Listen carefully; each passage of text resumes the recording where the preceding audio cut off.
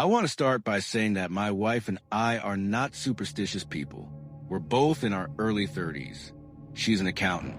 I'm a project manager. We believe in what we can see, what we can measure, what we can explain. So when I tell you what happened in the house we bought in rural Vermont in the spring of 2022, I need you to understand. We tried every rational explanation first. We tried all of them. The house was built in 1887. 3 stories, 6 bedrooms, a wraparound porch that sagged slightly on the left side. The previous owners had listed it at well below market value, which we thought was because of the foundation issues disclosed in the inspection report. We now believe that was not the reason. We moved in on a Saturday in April. By Wednesday, my wife had stopped sleeping. Not insomnia, not stress.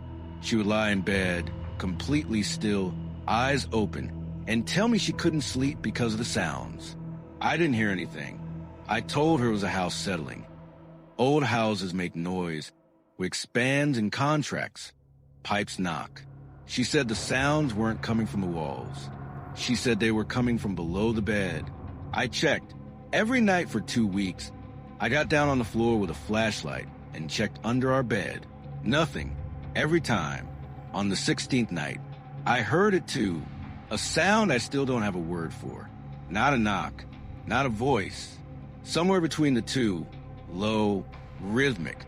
Like something trying to form a word but not quite getting there.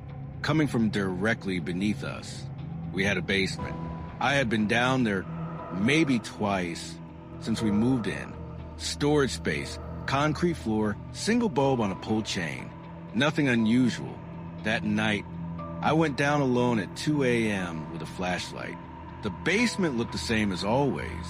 Concrete walls, exposed beams, boxes we hadn't unpacked yet. The single bulb swinging slightly from when I pulled the chain. I was about to go back upstairs when I noticed the floor. In the far corner, the concrete was a different color. A rectangle, roughly 6 feet by 3 feet, noticeably newer than the surrounding floor.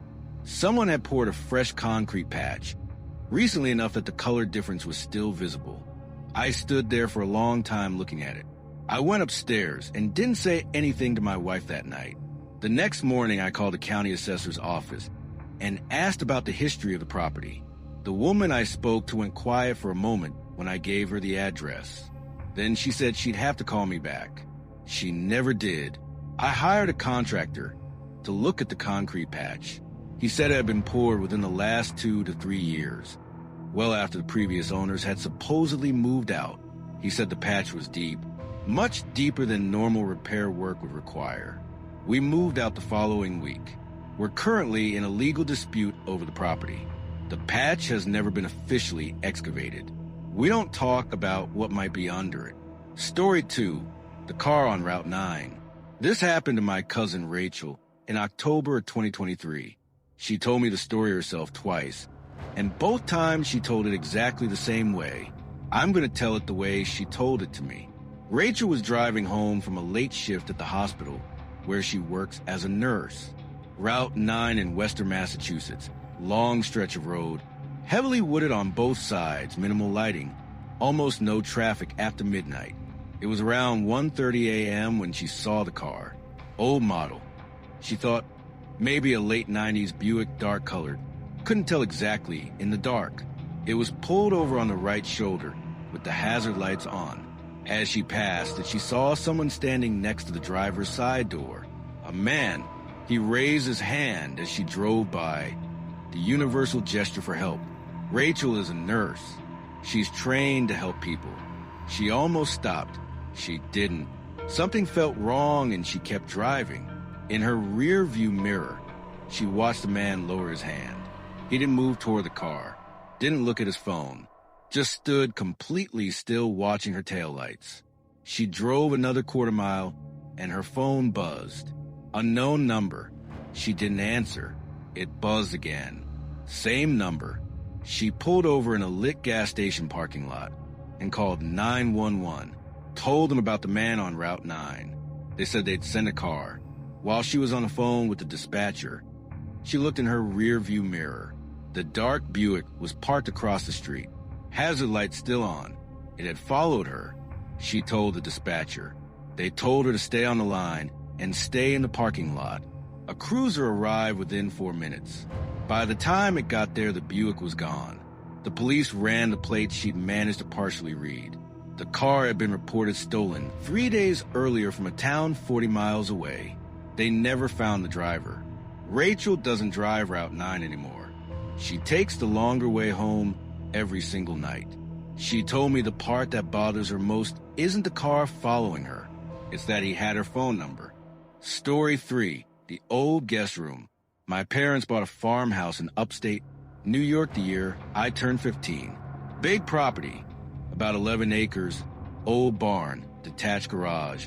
The main house, which had been built in the 1920s and added on to several times since. There were 7 bedrooms. One of them, at the end of the second floor hallway, was always kept locked.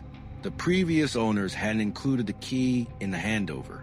My father figured it was just a storage room and didn't push it. He said he'd deal with it eventually. He didn't deal with it for almost a year. During that year, 3 things happened that I didn't connect at the time. First, our dog, a 7-year-old lab named Scout who had never shown anxiety in his life, refused to go upstairs, would sit at the bottom of the staircase and whine every night. Second, I started waking up at the same time every night, exactly 3:15 a.m., according to my phone. No sound, no nightmare, just suddenly awake, completely alert, with a specific feeling that someone had just said my name. Third, my mother started finding things moved, small things, a book on a different shelf, a chair pulled slightly away from the wall, a glass on the wrong side of the sink. She mentioned it to my father once, and he said she was being forgetful. She didn't mention it again, but I could tell it was bothering her. The following spring, my father finally got a locksmith out to open the door at the end of the hall. What was inside was not a storage room. It was fully furnished. A single bed with the sheets still on it, old, yellowed, but made, a nightstand with a lamp, a dresser with a mirror, a wooden chair in the corner facing the door, and on the nightstand, a glass of water. The water was not stagnant. It was not evaporated. It was full, clear, and when my father touched the glass, he said it felt cold, like it had been recently poured. We called the police. They searched the room, the house, the property. They found no evidence of forced entry, no evidence that anyone was currently living there. But in the closet of that room, they found something, a series of small marks carved into the wood on the inside of the closet door. Tally marks, groups of 5. My father counted them. There were over 300. The police photographer documented everything. The detective we spoke to said she'd never seen anything quite like it, but there was no clear evidence of a crime. We kept the room locked after that. Different lock this time. Deadbolt, new key. Only my parents had copies. For months later, my mother found the key on her nightstand one morning. She had not left it there. We sold the house the following spring. We told the new owners about the room. They bought it anyway. I think about them sometimes.